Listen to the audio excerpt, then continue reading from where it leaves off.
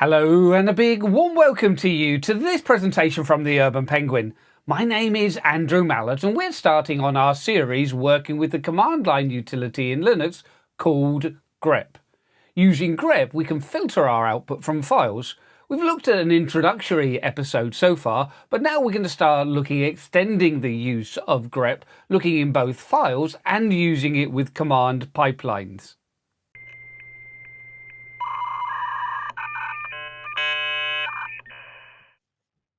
And a really big and warm welcome to our Pixel Playground, a playground where I hope to be able to encourage you so you become involved with practice on your own system. I'm using a Raspberry Pi here, but you could be using pretty much any Linux distribution to carry out these exercises and get yourself up to speed running Grep the way that you've always wanted to do. Now, when we're using Grep, we look for patterns inside of files. Those patterns can be clear text or they can be regular expressions. Here we're looking for an empty string. So it actually means that we can print the complete contents of our file. In this case, as you can see, it's the hosts file. Now, when we quote our patterns, we can, of course, use double quotes or single quotes. Sometimes it won't have any effect. But if I tried single quotes around a shell variable, it's not going to allow the variable to be expanded by the shell. So when I carry out this search where we're looking for $user, literally we are looking for $user inside of our etc parsewd file. Changing the quotes to double quotes means that we are going to be able to expand our variable. The bash shell can expand the variable, and now instead of looking for $user, we are looking for the contents of the variable. In my case, that is the user pi. So we can get the correct information. We just need to know which type of quoting mechanism to use. And of course, double quotes allow the variable to be expanded. Now, if we go back to listing the contents of our host file, well, okay, we're able to emulate the command cat, but it really doesn't stop here. If I go back and run grep, but this time with -c, we can count the matching lines to our pattern. Now, because we're looking at all lines, we've got a total of 6 lines inside of our host file. And this then becomes a particularly useful tool that we can use. Now, I know there are other tools that we can use, but the whole idea is becoming familiar with Grep. And the more we use Grep, the more we become the master of Grep. Now, having performed some of these simple tests, let's clear our screen and then go back and using our grep command, we can go through and maybe count all of the lines inside of our client SSH file. So etc ssh underscore config. And we can see then in my file, I've got 51 lines. Well, one of the really useful things that we can do with grep is be able to quickly search those lines, 51 or more, it doesn't really matter.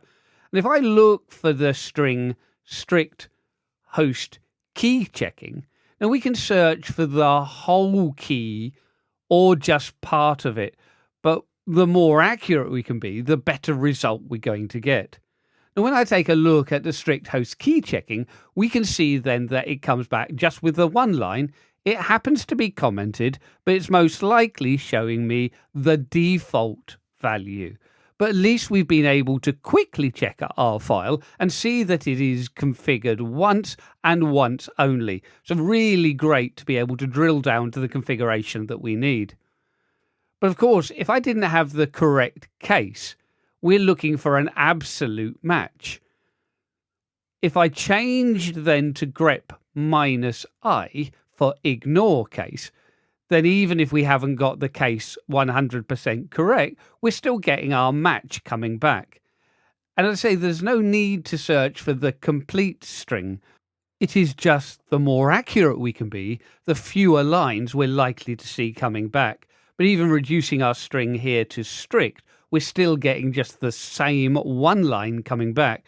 And obviously I can use the -i or not, depending on my needs. So it's very easy to drill down to the setting that you want, as long as you know roughly what you are looking for. As well as searching files, we can use grep to sort the output of our commands. If we look at the hostnamectl command, we can see then that we've got an operating system that has the value of Raspbian. If I then take this and pipe the output of hostnamectl to grep, and let's look for system, we can see then that we've been able to isolate just the operating system, and we've got the key and value. Now, if we only wanted the value, then we can look at returning just the Raspbian GNU Linux side of things. Now, when we take a look at that, if we use the colon as our field delimiter, we would need then the second field. To separate our data, we can use the cut command. And of course, if we can pipe through to grep, we can still pipe from grep into other commands such as cut. So if I go through and put my pipe symbol to take the grep command, sending grep through to cut, and we said we wanted the second field where we're using the delimiter of a colon. And now we can see then that we've got just the value coming back. Now we have got a space in front of that. We've also got spaces in the distribution. If we don't want the spaces, we can further modify the output using the tr command.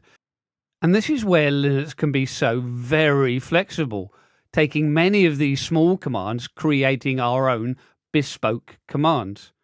So if we go back and use the up arrow key to return our command to our command prompt and add in that additional pipe, going to our tr command for translate, but instead of translation here, we're actually deleting characters, so -d, and we want to delete literally a space, and we can see now that we return just the value of the operating system without any of the spaces.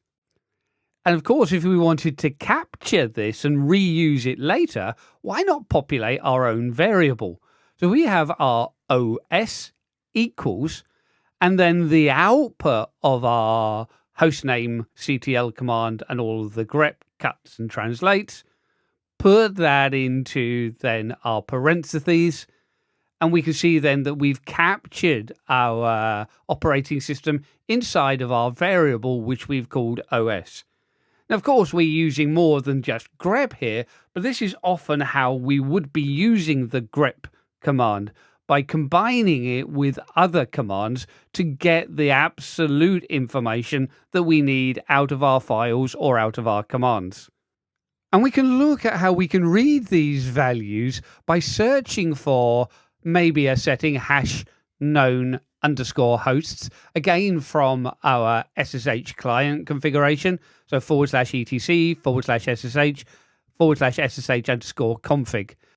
And we can see that on my system, it is configured with the value of yes. So we will have MD5 hash to run over our known host file. But we've got an awful lot of spaces.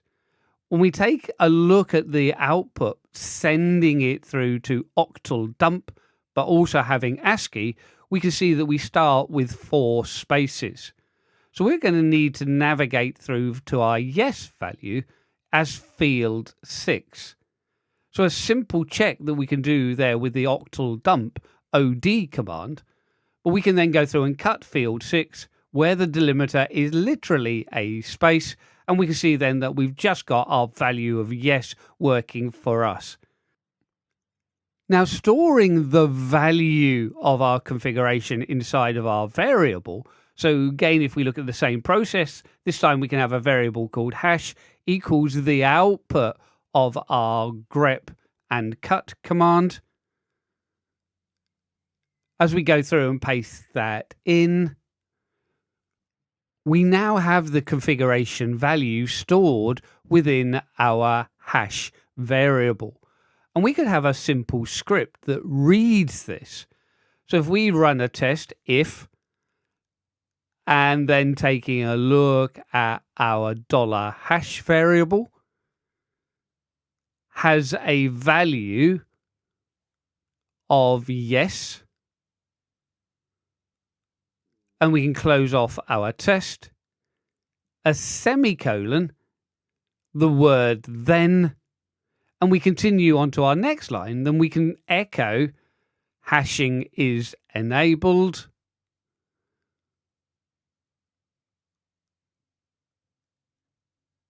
And we can continue with an else statement. So if it doesn't have a value of yes, we can say then that hashing is not enabled.